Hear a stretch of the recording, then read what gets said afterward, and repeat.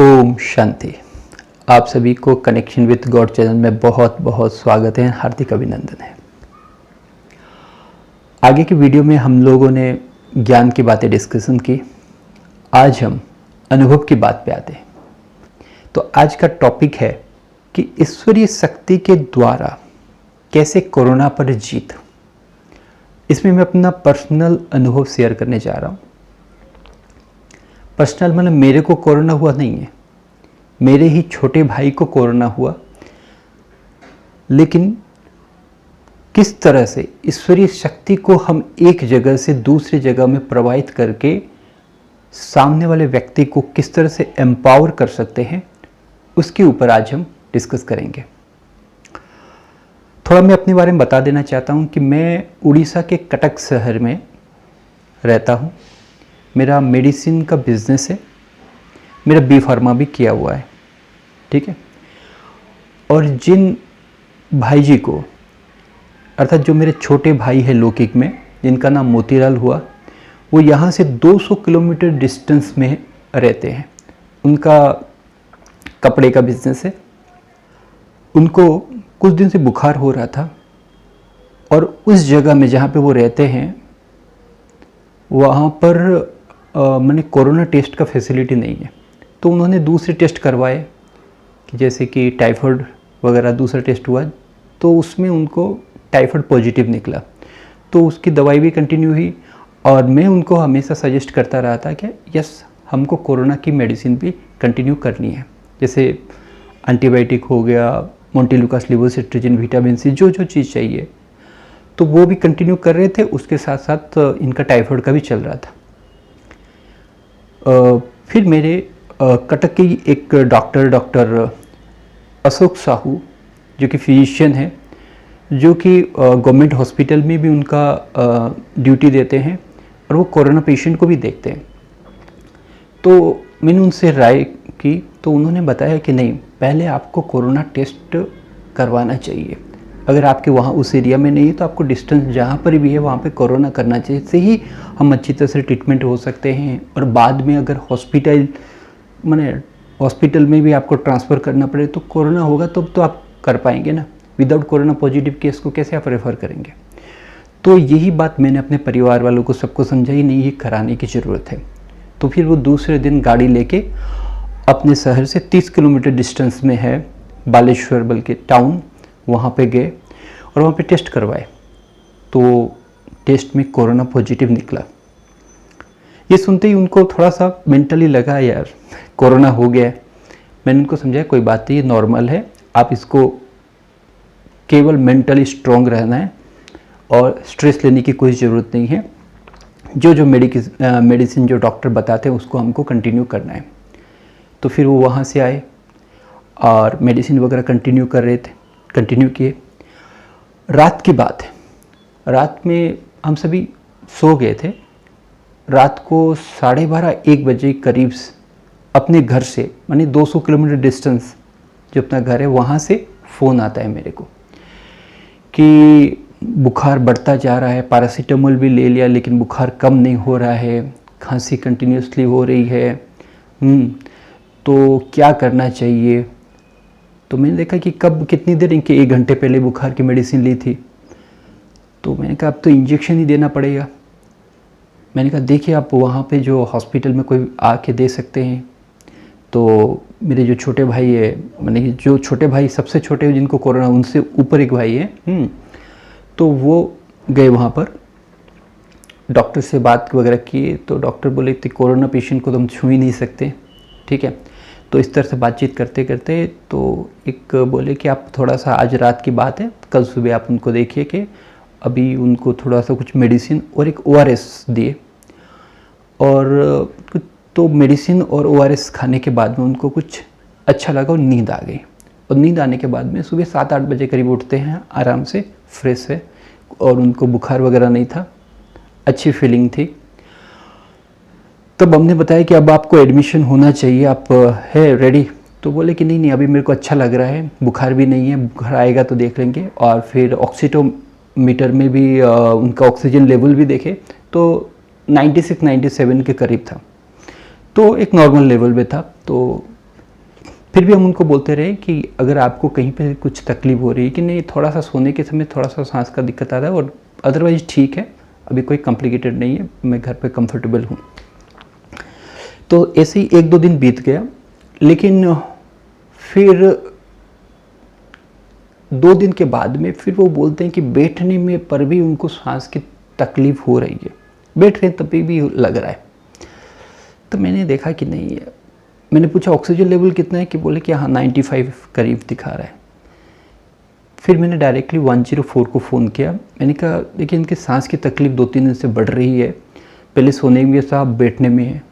तो वहाँ से बोले कि नहीं आप इनको एडमिशन करवा दीजिए। पहले भी हम लोगों ने एडमिशन के लिए सोचा था, लेकिन वो बोले कि नर्सिंग होम में नहीं हो सकता, आपको पहले होम क्वारंटाइन में रहना पड़ेगा, फिर वो रेफ़र करेंगे।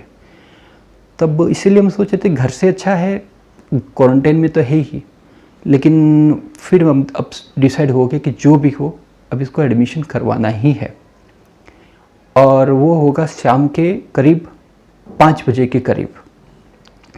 फिर मैंने डायरेक्टली वहाँ डॉक्टर से बात किया। मैं कह सर हम पूरा चाहते हैं कि पेशेंट को एडमिशन कराने के लिए आप ट्राई कीजिए नर्सिंग होम में। उनका वही स्टेटमेंट था, कोरोना सेंटर्स जो होता है वहाँ पर क्वारंटाइन के हिसाब से, वहाँ पे वो अगर वो देखते हैं कि कॉम्प्लिकेटेड है तो वो रेफ़र करेंगे, हम पहले ये नहीं कर सकते, ये हमारा प्रोटोकॉल है, गाइडलाइन है। मैंने कहा चलो ठीक है। तो फिर वहाँ पे एम्बुलेंस आ गई, और घर में भी मैंने इसको बोला, घर भी सरप्राइज़ कि इतना जल्दी क्यों डिसीजन ले रहे हैं, कि नहीं अभी इसको सांस की बात है, फिर रात को अगर बढ़ गया तो फिर कॉम्प्लिकेटेड आएगी, तो हमको इसको एडमिशन करवाना ही है।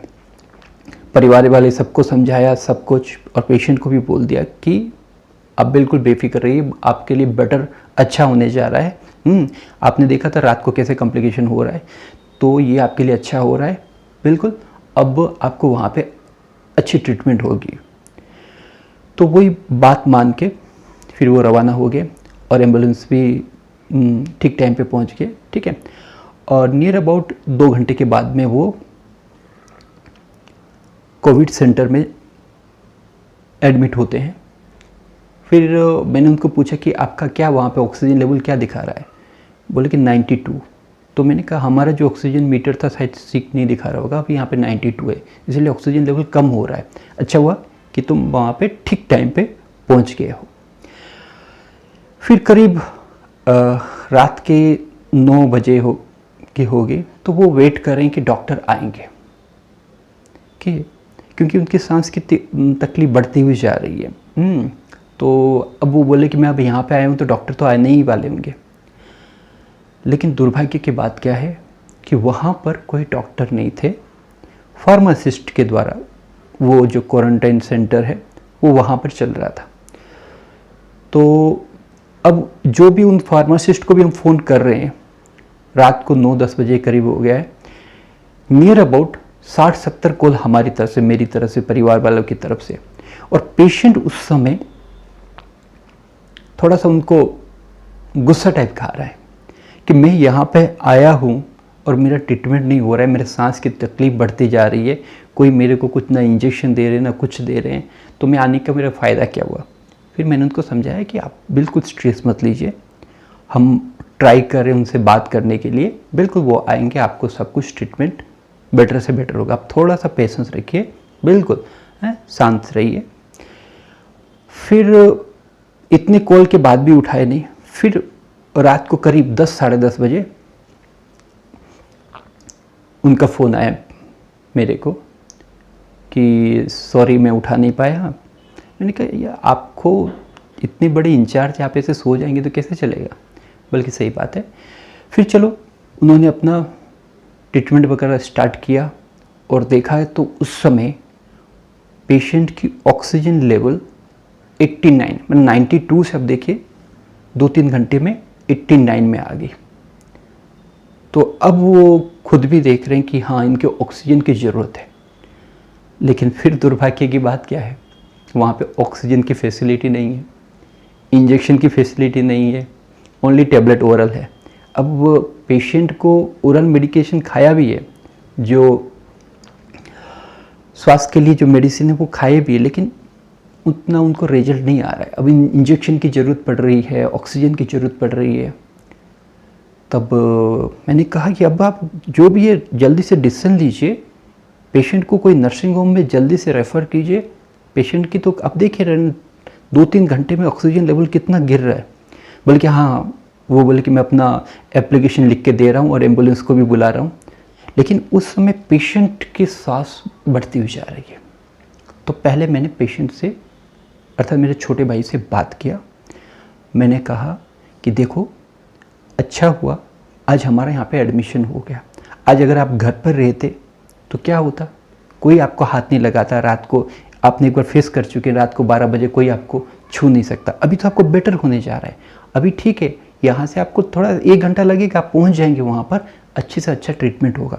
तो आप माइंड को पॉजिटिव रखिए, अच्छा होने जा रहा है, अच्छा होने जा रहा है। फिर क्या हुआ कि घर से भी फ़ोन करें, उनकी वाइफ जो है उनको फ़ोन कर रही है, मम्मी पापा भी उनको फ़ोन कर रहे हैं। तो उनके वाइफ को मेरे को फ़ोन आता है कि उनकी तो हालत ठीक नहीं है। मैंने सबको, उनकी वाइफ को, मम्मी पापा को, सबको बोल दिया कोई उनसे बात नहीं करे सिवाय मेरे। क्योंकि आप अगर बात करते हैं तो उससे फ़ायदा तो कुछ होने वाला नहीं है। आप और भी डिस्टर्ब होते हैं, सामने वाला डिस्टर्ब होता है। तो आप कोई उनसे बात नहीं करेंगे, मैं सिर्फ उनको बात करूंगा, हैंडल करूंगा, और कोई उनसे बात नहीं करेंगे, कोई फ़ोन कॉल नहीं। यही बात मैंने अपने छोटे भाई को बोल दिया कि अभी तुम किसी का फ़ोन मत उठाओ, मन को शांत करने की कोशिश करो, राइट। और उस समय मैंने उनको समझाया कि बिल्कुल ये सोचो कि तुम अकेले नहीं हो, भगवान तुम्हारे साथ है, तुम भगवान के छत्र छाया में हो। फिर मैंने उनको नियर अबाउट 10 मिनट का एक मेडिटेशन करवाया। मैंने कहा केवल तुम सुनो, बोलने की ज़रूरत नहीं, क्योंकि सांस से तुम बोलने में दिक्कत होगी। केवल जो मैं बोल रहा हूँ उसको सुनो। ये सोचो कि तुम, भगवान तुम्हारे साथ है, उनके छत्र छाया के नीचे हो, उनकी शक्ति तुम्हें आ रही है। यस, वो साथ है, तो कोई आपका बाल बांका नहीं कर सकता, क्योंकि वो तुम्हारे साथ है। इसी चीज़ को मैं इनको रिपीटेडली बोलता गया। अब मैं पूछा कैसा लग रहा है कि नहीं, अच्छा है। लेकिन बिल्कुल वरीड मत हो, अब अच्छे से अच्छा होने जा रहा है। अब आपका नर्सिंग होम में अच्छी जगह में आपका एडमिशन होने जा रहा है, आपको ऑक्सीजन सब फैसिलिटी मिलने वाली है, राइट। लेकिन सिचुएशन बहुत टफ बन गया था, क्योंकि जब रवाना हो रहे थे, मेरे जो बड़े भाई है वो बहुत इमोशनल हो गए थे, रोने लग गए थे कि आप क्या डिसीजन ले रहे हैं, घर पे तो सही है, लोग ठीक हो जाते हैं, आपको क्यों खोज रहे हैं। तो उनकी बातें भी याद आ रही थी, परिवार की भी बातें। लेकिन मैंने अपने आप को यस परमात्मा से कनेक्ट करता रहा कि यस भगवान मेरे साथ है, जो डिसीजन लिया अच्छे से अच्छा मैंने नहीं लिया, भगवान करवा रहे हैं, मैं केवल निमित्त हूँ, वो मेरे द्वारा ही कार्य करवाना है। अब मुझे अच्छे से अच्छा इसको रोल प्ले करना है, इमोशनल नहीं होना है। कौन मेरे साथ है, भगवान मेरे साथ है। तो यही थॉट्स मेरे अंदर रही, और दूसरे थॉट्स को मैं अपने अंदर एंट्री नहीं करने दिया, ओनली पॉजिटिव विचार को ही अपने अंदर चलता रहा। और उसी बीच में क्या किया, मैं बैठ के मेडिटेशन करना स्टार्ट किया। बिल्कुल डीप मेडिटेशंस, एक जगह में बैठ गया। बिल्कुल ये फील कर रहा हूँ कि वो जो पेशेंट है वो भगवान के शक्तियों के नीचे है, शक्तियों रूपी झरना के नीचे है। वो शक्तियाँ उनके अंदर प्रवाहित हो रही है, बिल्कुल। और धीरे धीरे वो शक्तियाँ उनके रेस्पिरेटरी ऑर्गन की तरफ प्रवाहित हो रही है, और वहाँ पे जो कोरोना वायरस है उसके साथ फाइट कर रही है। और वो शक्तियाँ इतनी पावरफुल है, इतनी शक्तिशाली है कि उस कोरोना वायरस को ख़त्म करती हुई जा रही है, बिल्कुल। और पेशेंट का रेस्पिरेटरी सिस्टम बेटर होता जा रहा है, पेशेंट ठीक होता जा रहा है। तो ये वाइब्रेशन नियर अबाउट 20-25 मिनट तक मैंने कंटिन्यूसली किया, राइट। और जो भी हमारे परिवार में थे तो उनको भी बोल दिया, लेकिन अपने मम्मी पापा उनको बताया नहीं क्या हो रहा है क्या नहीं, क्योंकि मेरे को पता था वो डिस्टर्ब हो जाएंगे। लेकिन 1-2 जन जो पॉजिटिव है, स्ट्रॉन्ग है मेंटली, उनको ही बोला कि आप भी भगवान को याद कीजिए, मैं कर रहा हूँ। मैंने अपने वाइफ को भी बोला आप भी बैठिए।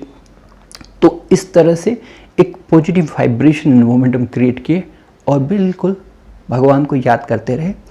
और बीच बीच में, राइट, उनको पूछते रहे पेशेंट को कि कैसा है, कितने बेटर फील कर रहा हूँ। मैं कोई थॉट्स को अलाउ मत करना, कोई फ़ोन कॉल नहीं, कुछ नहीं। और जो अटेंडेंट जो फार्मासिस्ट था उनको मैंने बोल दिया, उनको कोई पता ना नहीं, उनको यही बोलना है आपका ऑक्सीजन लेवल अच्छा है, हो सके 89 है, आप सोचिए नहीं नहीं 92 है, अच्छा है, अभी तक बेटर है। आप उनको कोई भी एक ऐसी न्यूज नहीं दीजिए जिससे उनका माइंड डिस्टर्ब हो जाए। और उन्होंने भी बहुत अच्छा कोऑपरेट किया, मैं उनको भी थैंक्स करना चाहूँगा, राइट। और फिर थोड़ी देर में एम्बुलेंस आती है, वो रवाना होते हैं। एम्बुलेंस बैठने के टाइम भी मैं उनको पूछ रहा हूँ कैसा है कि नहीं, अभी बेटर लग रहा है। और हमारा कंटिन्यूसली मेडिटेशन चल रहा था, बिल्कुल कंटिन्यूसली वे में। मैंने कहा कुछ भी आए जस्ट मिस कॉल कर देना, कहीं पर भी मेंटली या कुछ भी तुम्हें कुछ लगे तो बोल देना। बोले कि ओके ठीक है। और नियर अबाउट 45 मिनट्स और 1 घंटे के बाद में वो पहुंचते हैं बालेश्वर टाउन में। लेकिन वहाँ पर सीट अवेलेबल नहीं थी। वो नर्सिंग होम जहाँ पे पहुँचे वहाँ पे कोई भी सीट नहीं थी। अब क्या किया जाए, तो फिर वहाँ से उनको गवर्नमेंट हॉस्पिटल में लेके गए। गवर्नमेंट हॉस्पिटल में गए तो वहाँ पर भी सीट नहीं है। अब पेशेंट को कोई बेड नहीं है, नीचे सोना पड़ेगा। तो मैंने उनसे बात किया, मैंने कहा कोई बात नहीं, जो भी हो नीचे सोना पड़े, कहीं सोना पड़े, कोई बात नहीं, आपका ट्रीटमेंट तो स्टार्ट हो जाएगा ना, बिल्कुल बेफिक्र रहिए, कल तक हम बात करेंगे, नर्सिंग होम में हो जाएगा, आप बिल्कुल वरीड मत होइए। तो वहाँ पे एक पैथोलॉजिस्ट थे, उनसे हमने बात की, थोड़ा जान पहचान का था, ठीक है। तो उन्होंने किसी तरह से आधा एक घंटा लगा, फिर कोई ना कोई बेड की व्यवस्था करवा दी। तो वहाँ पे पेशेंट बेड मिल गया और फिर उनका ट्रीटमेंट स्टार्ट हुआ, बिल्कुल। और फिर आराम से उनको 4-5 घंटे की नींद आ गई, क्योंकि ऑक्सीजन भी लगा था अच्छी तरह से, बिल्कुल अच्छी तरह से नींद हो गई। तो ये एक बहुत बड़ा टफ टाइम था, क्योंकि इस समय की ऐसी सिचुएशन थी कि अब क्या होगा, क्योंकि एक हॉस्पिटल में बेड नहीं है, वो नहीं है, लेकिन एक माइंड में ये था कि भगवान साथ है। इस चीज़ को हम लोगों ने बार बार रिपीटेशन किया, भगवान साथ है, भगवान साथ है। और वो भी छोटा भाई, वो भी उसी चीज़ को ही कंटिन्यू करता रहा और बहुत अच्छा रिजल्ट मिला उनको। फिर सुबह परिवार वाले भी आए, वहाँ पर हुए, फिर 12-1 बजे करीब उनको फिर नर्सिंग होम में सीट मिल गई, वहाँ पे वो भी है, बहुत अच्छी तरह से ट्रीटमेंट हुआ। आज वो बहुत ही बेटर है और डेली भगवान का धन्यवाद करते हैं, भगवान को थैंक्स करते हैं कि रियली उनको जैसे एक नया जीवन मिला। एक बहुत ही कॉम्प्लिकेटेड सिचुएशन में वो थे और एक पॉजिटिव थॉट्स की वजह से और ईश्वरीय शक्ति की वजह से एक बहुत बड़ा परिवर्तन आया रियली में। ऐसा सिचुएशन मेरे साथ भी हुआ था, हो सके बहुत लंबी कहानी है, लेकिन मेरा कुछ शॉर्ट में बताना चाहता हूँ। मैं ईश्वर से विश्वास ही नहीं करता था, नास्तिक था। मैं जब राउरकेला में पढ़ाई करता था तो टाइफाइड के साथ मलेरिया, ब्रेन मलेरिया हो गया था और इतना टफ लेवल में पहुंच गया था कि ब्रेन भी काम नहीं कर रहा था, राइट। तो डॉक्टर भी थोड़ा सा कंफ्यूज हो जाए कि ये जिंदा रहेगा या नहीं। ये न्यूज़ जब मेरी मम्मी के पास पहुंचता है तो वो एक जगह में, एक कर्नर में बैठ के केवल भगवान को याद करती है। करीब रात को उनको 10-11 बजे न्यूज़ मिलती है और सुबह 5 बजे तक केवल भगवान को याद करना। और रियली वो ईश्वरीय शक्ति ने मेरे को एक नया जीवन दिया। और उस समय मेरे को भी एक अनुभव हुआ कि मैं एक ईश्वरीय शक्ति के साथ बात कर रहा हूँ। वो मेरे को एक अनुभव हुआ। उस समय मेरे को याद है, उस शक्ति के साथ मैंने एक बात की थी कि अगर जन्म मिले तो मेरे को साधु के घर जन्म देना, क्योंकि मैंने इतने दिन आपको इम्पोर्टेंस ही नहीं दिया। सोचता था साइंस ही सब कुछ है, ईश्वर क्या है, कुछ नहीं, ये सब साइंस ही करता है, सब नेचर ही है। लेकिन तब मैंने देखा कि ईश्वर इतने प्यार करते हैं, इतने करुणा के सागर है। तब मैंने कहा था उस समय कि नया जीवन तो साधु के घर, लेकिन भगवान ने यही जीवन दे दिया और ये एक बहुत बड़ा अनुभव था। फिर मैंने भगवान के बहुत सारे बुक्स, गीता, भागवत, रामायण बहुत पढ़े, बहुत गुरु दीक्षा भी ली। लेकिन लास्ट में भगवान ने बहुत ही अच्छी जगह में, अर्थात प्रजापिता ब्रह्मा कुमारी ईश्वर विश्वविद्यालय, जहाँ पे राजयोग का मेडिटेशन, जहाँ पे ईश्वर का बहुत अच्छा अनुभव, आज 9-10 साल से मैं वहाँ पे मेडिटेशन कर रहा हूँ और बहुत अलौकिक अनुभव है। और अभी जो समय है, हमें ईश्वर के साथ कनेक्शन करने की बहुत ज़रूरत है, बहुत ज़्यादा ज़रूरत है। देखिए, हम मौत जब आना है, आना ही है, लेकिन आज देखिए समाज ऐसा चल रहा है, मौत आने से पहले ही लोग अपने जीवन को ख़त्म कर देते हैं। उसका एग्जाम्पल जापान में रिपोर्ट निकला था कि कोरोना की वजह से 2100 लोगों की डेथ हुई, लेकिन अक्टूबर महीने में रिपोर्ट निकला कि 2300 लोगों ने मेंटल डिप्रेशन की वजह से सुसाइड कर लिया। तो सोचिए, ये केवल हमारे जो थॉट लेवल है ना, ये हमें वीक बनाता है। तो हमें थॉट को बहुत पावरफुल करने की ज़रूरत है, क्योंकि अभी का जो सिचुएशन है, तो हमें इसमें बहुत ही एम्पावरमेंट होने की ज़रूरत है। और एम्पावरमेंट कौन कर सकता है? जो सबसे पावरफुल है, स्वयं परमपिता परमात्मा, जिसको शक्ति का भंडार, शक्ति का सागर, शांति का सागर, आनंद का सागर, तो उसके साथ हमें कनेक्शन करने की ज़रूरत है। Because God is at high potential, we are at low. When we are going to connecting from high to low, the energy going to flowing. तो अभी का समय यही सूचना दे रही है, हमें उसके साथ कनेक्शन करने की ज़रूरत है। देखिए, भगवान कोई देखने की तो चीज़ नहीं जो मैं आपको बता सकूं, ये अनुभव की चीज़ है। तो आप सभी इस अनुभव से, व किसी के भी अनुभव से इंस्पायर होकर उसके से कनेक्शन होने की कोशिश करना चाहिए, क्योंकि अभी के समय सभी की बैटरी डिस्चार्ज है, सभी का मन डिस्टर्ब है। एक परमात्मा जो सबसे स्थिरियम है, सबसे आनंद में है, उसके साथ हमें कनेक्शन करना जरूरी है। राइट। मुझे आशा है आप सभी को इस वीडियो के माध्यम से भगवान के प्रति प्रेम, आस्था, प्यार जागृत हुआ होगा। और आप भगवान के, मेरी गुड विशेष यही है कि आप सभी भगवान के और अधिक क्लोज हो और आनंद का अनुभव करें। आप सभी ने इतनी देर सुना, आप सभी का बहुत बहुत धन्यवाद। ओम शांति।